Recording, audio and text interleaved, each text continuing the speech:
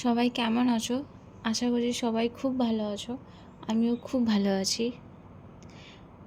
এই যে চারপাশে ঘেরা সবুজের মধ্যে এই যে জল দেখা যাচ্ছে, এটা হচ্ছে আমাদের আরামবাগ থেকে কিছু কিলোমিটার দূরে। এটা হচ্ছে দিঘি, রঞ্জিত রায়ের দিঘি। এখানে মা দুর্গা নাকি জলে নেমেছিলেন। এই যে মন্দিরটা, এটা হচ্ছে খুব জাগ্রত মন্দির।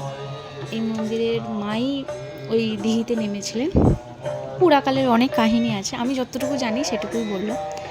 তো মা খুব জাগ্রত। আর কি বলবো, মানে মায়ের সম্বন্ধে কিছু বলতে গেলেই আমার কেমন কেমন একটা হয়। আর এই হচ্ছে সেই দিঘি, চারপাশটা। আমি ওটা ফ্রন্ট সাইডটা নিয়েছিলাম, এটা হচ্ছে আশেপাশের দিকটা।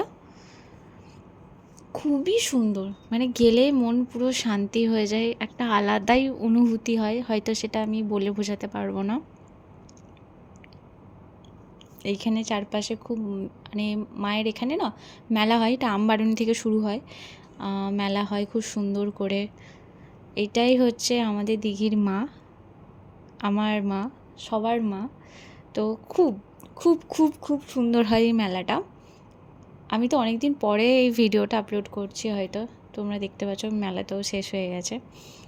আর এই মেলাতে সব পাওয়া যায়, খাট বিছানা, মানে সমস্ত, মানে কি বলবো, কি পাওয়া যায় না, হাতা খুন্তি, লোহার জিনিসপত্র, ডেকোরেটার্সের জিনিসপত্র সব,